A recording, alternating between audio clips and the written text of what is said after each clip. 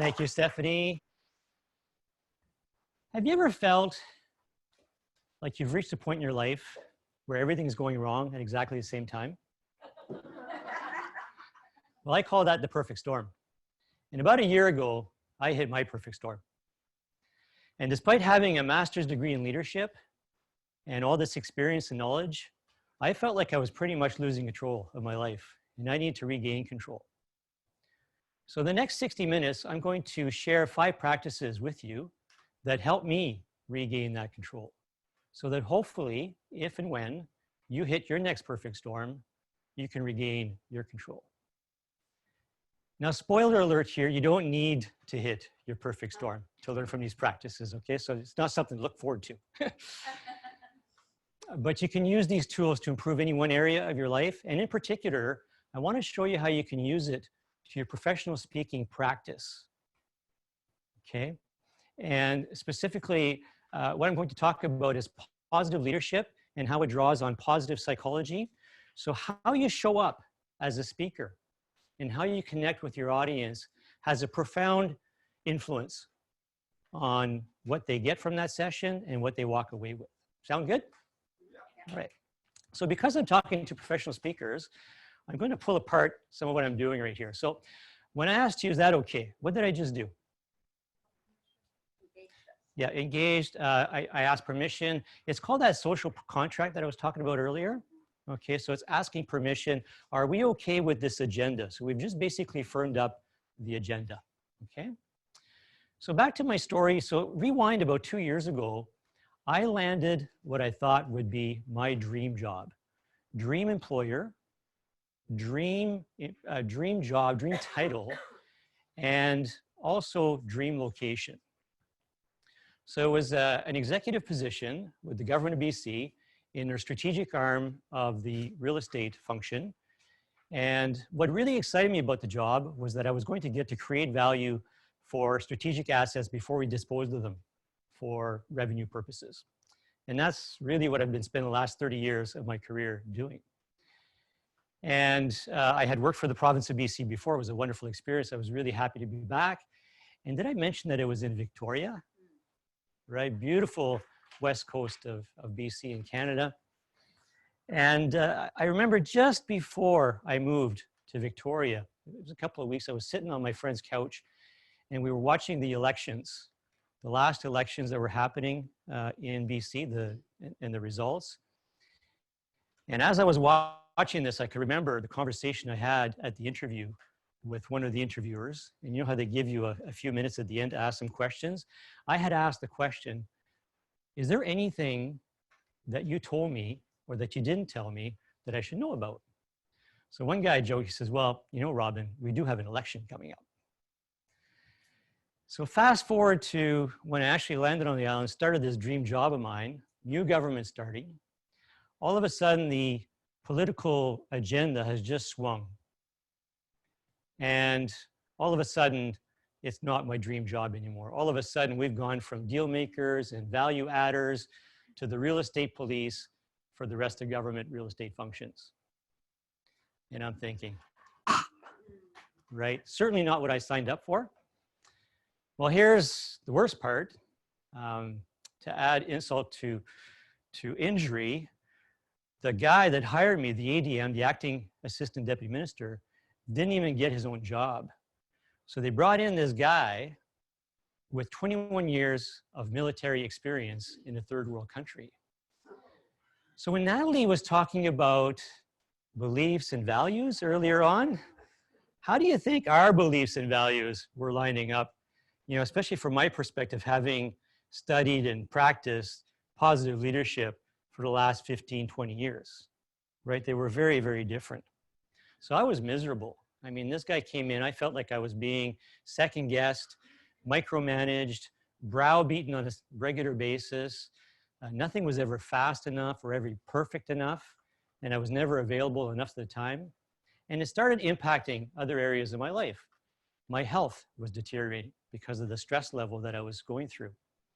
And so I started seeing signs of high blood pressure, arthritis events, early signs of kidney failure, things like that. And then the worst part is that my marriage of 20 years was falling apart.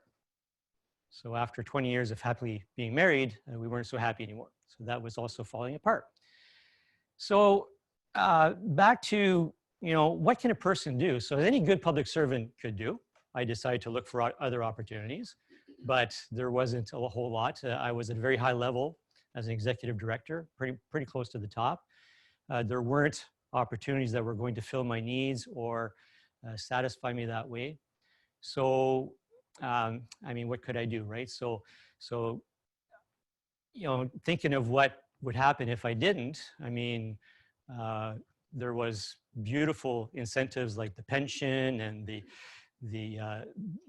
benefits and everything else. It was great, but sometimes we think, what, it's never really the time, or I'm not ready, or I'm not good enough. By this time, I need to share this with you as well. I had been practicing public speaking, workshop development, and coaching for about 12 years on a part-time basis. I had never really picked that lane, but it was a real strong interest of mine. So this was, something that I was aspiring to someday when I retire. Someday. Well, if not now, then when, right? So fast forward to about a year ago. So this was the moment of my perfect storm, if you'll recall. And I got to work early. So I got there to prep with my team to meet with one-on-one with my new boss, who by now was not a new boss. He'd been there for about a year. And I felt ready, felt really good. And so he showed up at my office on time, as usual. And he asked me if we could take the meeting over to a nearby boardroom, which is a normal practice, to spread out our things and have a look at it. And as we're walking over to the boardroom, we're exchanging pleasantries like, how was your weekend? Did you go for your run? Did you get some homework done? And then we get to the boardroom and the door was closed. And then he opens the door and there was somebody else sitting at the table. So he introduces me to this very nice lady from the PSA, which is the Public Service Agency, which is the equivalent of HR everywhere else. So at that point, I knew that nothing good would come of this, and I was right. They told me that my services were no longer needed. They handed me over a package, and they said, should you choose to accept this package, you can, my assistant, should you choose to accept this package, payments will start right away, and you can go on with your life. They had a transition coach there to help me and so on. So to tell you the feeling at that point, right, is it's a real mix of emotions. Because I was miserable in that position, it was a huge relief, yet I was feeling all this anger and everything else. And there's this thing that we call in my line of business, this positive leadership realm, this acute stress is where you feel nuts. Okay, so you feel the newness of the experience. I've never been through this before. There's the uncertainty of the outcome. How am I going to replace a six-figure income in Victoria, right? And it probably wasn't going to be with public speaking right away. The threat to ego is the T. How is this possibly happening to me? And then the lack of sense of control is being completely lost in terms of what's going to happen. So remember that I was looking around for other options. I didn't make up my mind. So somehow the universe decided for me. Strange how that happens, right? And then what followed, I mentioned the perfect storm. So it wasn't just that one event. Within 2 weeks, my wife did leave me. So we did get separated. And shortly after that, my very first pet, Bam, it was a dog, 11-year-old dog, was having some health issues. So we had to put him down. So any one of those things can really bring down a person in, again, that acute stress area. So what did I do? Well, I mentioned that I was really interested in professional speaking, in being a coach and a workshop leader. And I had been developing this system for the last several years. And I'm going to share that with you very shortly. Okay, so the Dream Master Key. So this was the foundation. This was the system of everything that I was working on over the past 10 years. And this is a system that crosses all disciplines. So coaching, leadership, negotiation, coaching, what else? Just about anything I can think of. Every time I read a book, I can usually plop whatever practices are in these 5 steps. Okay, so DREAM is an acronym for number 1, discover. And from our context in terms of what we're here today, I relate this back to personal mastery as a professional speaker. So this is discovering ourselves as a speaker. So we had, who was talking, the book was really, yeah, Jeannie. I really love that first piece that you talked about, discover yourself. You called it something different, but it was knowing yourself as a writer. So knowing yourself as a leader, as a speaker is very important. And we'll look at a couple of tools to do that. The next step is reach, which is reaching for the stars. Okay, so what's your personal vision for success? When you show up on stage, what is it you're trying to accomplish in that level of engagement? Engage and elaborate are the steps, high-level steps that you can take from getting to discover to reach. Okay, so having a plan. And those are the 3 that I'm going to focus on for the rest of this presentation. The other ones are act. So that's to put your plan into action, because without action, a plan is simply wishful thinking. And then finally, you have some kind of metrics, which we've heard time and time again. Natalie did a really great job with, she's really good at looking at numbers and how she analyzes her metrics in terms of closure and conversions and all that. So you need to have some means of metrics in there. So the first one then is discover. Now what I'd like you to do on your piece of paper, and you've been asked to do something similar to this, next to that circle on your handout, if you can write down me, we, us, plus, I'll explain those. And I'd like you to rate yourself on a scale of 1 to 5, and I put 1 to 5 to be consistent with Natalie, so it kind of, you get a sense of scale. Yep, yep, whole life garden, yes, thank you. Okay, so write down me, we, us, plus on the side. So me is personal. It's all about me, and it's not just all about me. It's not like the me person. It starts with me. Leadership, and specifically positive leadership, starts with me, because me is the only person I can change. I can't change anybody else. So I have to do the inside work first to get that transformation, so then I can help others go through their transformation through modeling and through influence. Okay, I've got 3 components in there. I've got spiritual, mental, and physical. But just take that bucket on the me scale, and how satisfied are you right now with where me is? And that's not me, it's you. Okay. The next level is we. Those are the people closest to you. And those would be your intimate relationship, your family, your friends, your teams. Okay.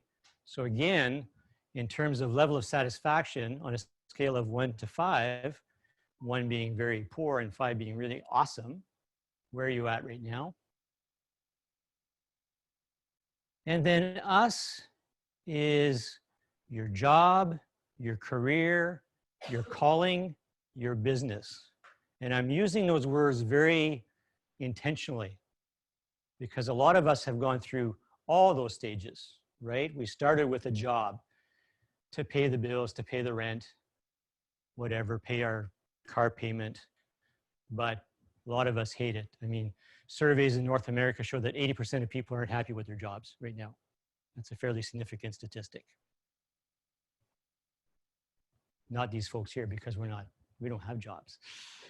We moved on at some point to a career, right? Which is more of, you invest more of yourself. It's a longer term thing. It aligns more with your values and your beliefs and your strengths and all that. But there's a level beyond that, which is your calling. And that's, wow, no, I love what I do. I love it so much that it doesn't even feel like work. That's how good it is, okay? So that's the part that we're analyzing here. So that also includes income and wealth. So income is what you make on a regular basis, and wealth is what you get to keep. We had a great little story with Natalie that she'd gotten pretty good at making money, but not so good at keeping it, right? So within 2 years, the life savings had disappeared pretty quickly. So on a level of 0 to 5%, how satisfied are you with where you're at right now. And then the final stage is the plus. So this is an inside-out approach. So we started with me, personal, people closest to us, the organization, the business, and then finally our community. Well, this is my community here. CAPS is my #1 community. I've met some of my best friends here. I volunteer as a director. I'm going to be the president of the BC chapter next year. Thank you so much. Really excited about that. Joanne and I just, oh, there's Joanne, Stephanie's here. Joanne and I just had a trip to Toronto a couple of weeks ago to learn from the very best. It was just an awesome experience and really love that. So in terms of your community, what level of satisfaction do you have right now in terms of how engaged are you? What's your membership? What's your contribution? And I also include adventure in there as well. I love adventure. Okay, so Stephanie and I went, I think it was a couple of months ago now, on a learning adventure. We laughed all weekend about this learning adventure that we were on. So, you know, what can we learn? What can we teach? How much fun can we have was basically our motto for that weekend. Okay. So in there, can you spot any one area that you'd like to improve? So most people do, right? So again, so that's the first step, is understanding where you're at right now. Every good process starts with an inventory of where am I at. We also have what I call the inner outer iceberg. So Natalie's covered this in some detail as well in terms of the concept. So what I'd like to bring your attention to is the bottom of the iceberg. So it's a known fact that icebergs, the human eye only sees about 5 or 10% of the iceberg when it's floating at sea, right? So that's what we see. Underneath the waterline is the 95 or 90% of the remainder, okay? So that's what people don't see. So what they see are, they hear our outer voice. What I'm doing right now is sharing my voice. They're seeing actions and behaviors, and they're seeing our habits. But they don't see what's happening underneath, which is the inner voice, and specifically where it starts in terms of beliefs and values and how that drives your emotions and your thoughts, okay? And that's all below the waterline. And as Natalie mentioned, a lot of that happens unconsciously. You're not even aware of it. And one of the things that I've gotten really interested in over the last 5-6 months is limiting beliefs. How we are programmed before the age of 7, and that this programming constitutes about 95% of what we believe and what we act upon. And that, you know, even walking around, 95% of what you're doing is not even conscious. It's all happening through your subconscious, through your unconscious. Okay? So just being aware of that. So again, going back to, if you want to change some of these behaviors and habits, this is where you need to start. Okay, so the next step, next bucket is reach, and that's about vision. And I really love the 4 soul questions by Deepak Chopra, which is, who am I? What do I want? And that's a starting base for almost everything. What's my purpose? And what am I grateful for? Okay, in terms of your direction. What's your North Star? Where do you want to go? What's your destination? I've managed to wrap all of those up into 7 things. I call them 7 intentions, and I can mix and match them into these 4 categories, or I can turn them into affirmations, or I can do other things with them as well. But I look at them every single day for the last 8 or 9 months, and it's getting like really drilled down into my mind. I'm a best-selling author, speaker, trainer, and coach. I have deep, meaningful relationships. My company dream, MK Positive Leadership, is becoming a world leader in positive leadership, training and development, and so on. Okay, so it reinforces, it reprograms my mind in terms of what I'm thinking of on a regular basis and what I invest my time in on a regular basis.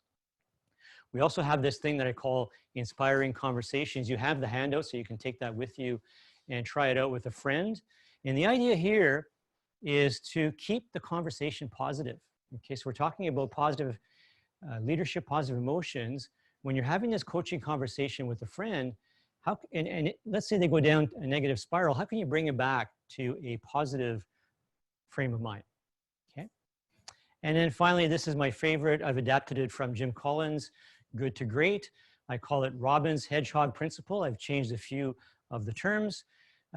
First of all, what are we deeply passionate about? So what am I deeply passionate about? Asking yourself that question to help formulate your personal vision. And that's straight out of Jim Collins.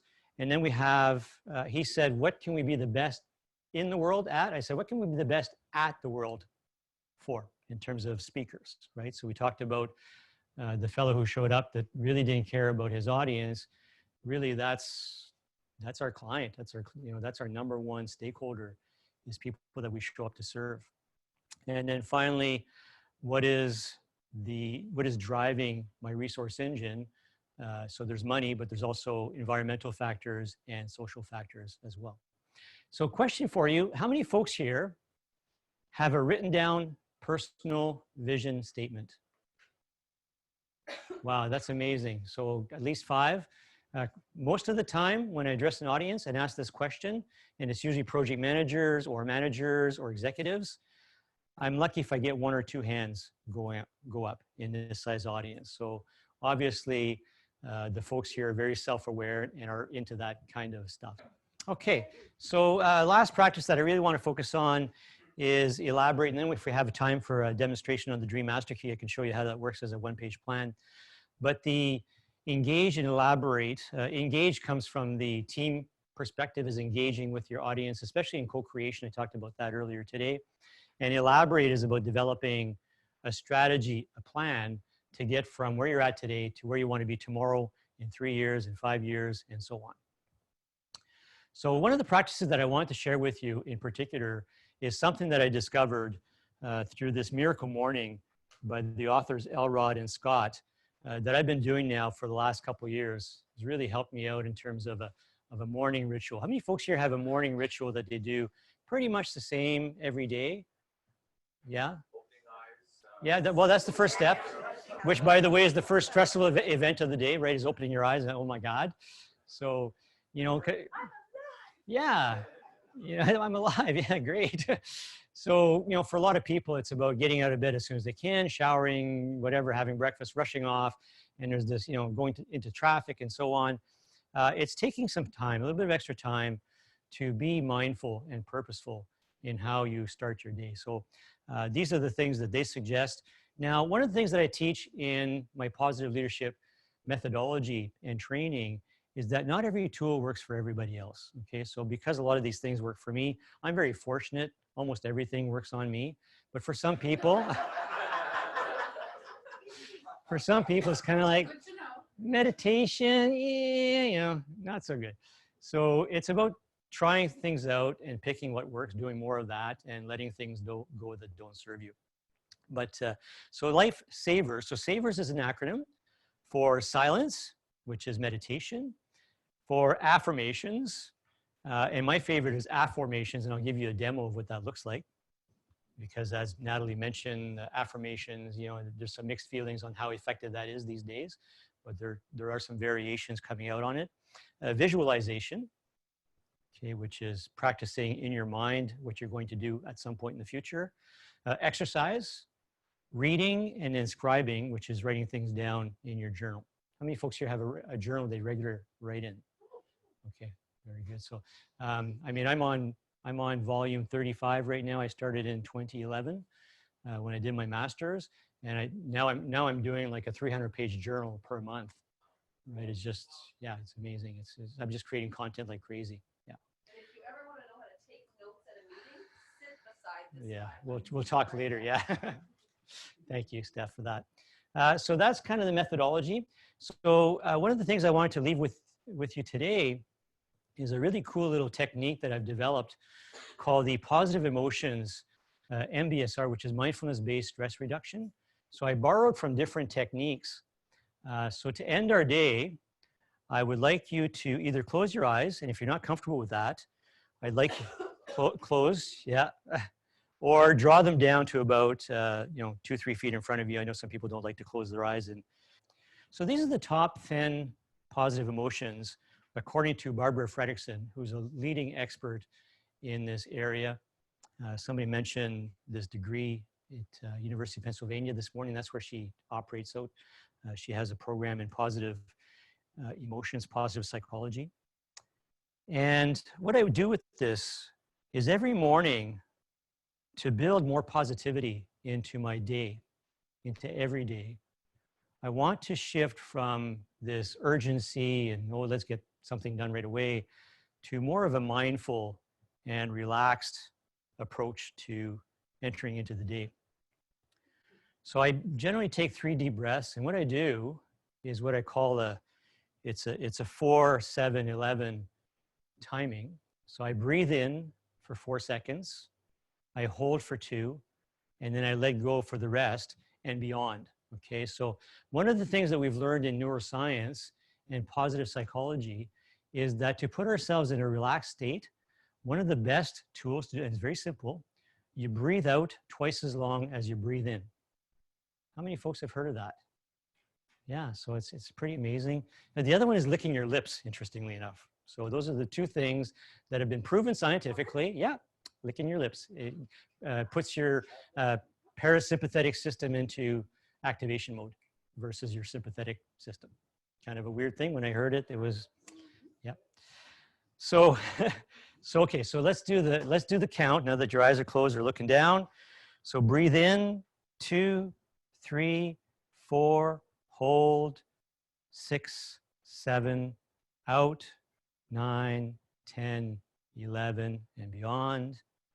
Breathe in, 2, 3, 4, hold, 6, 7, let go, 9, 10, 11, and beyond. And one more time, breathe in for 4 seconds, hold for 2, and let go for as long as it takes. Now I'm going to ask you a bunch of questions, and I don't want you to overthink it. I want you to see if you can feel it. Okay, we call this, Deepak Chopra calls this the qualia, is the felt experience. Okay, so trying to feel the emotion that I'm going to refer to. So the first question is, why is there so much joy in my life today? What is the source of all this joy? And how might I attract even more joy into my life?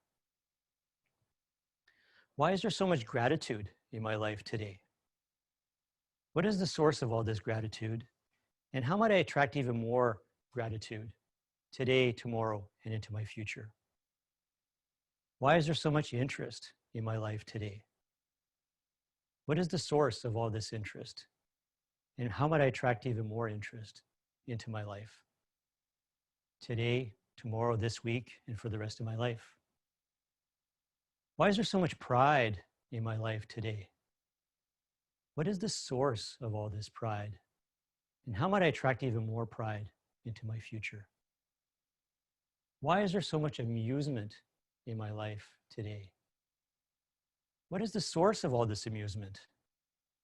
And how might I attract even more amusement into my life? Why is there so much inspiration and creativity and innovation in my life today?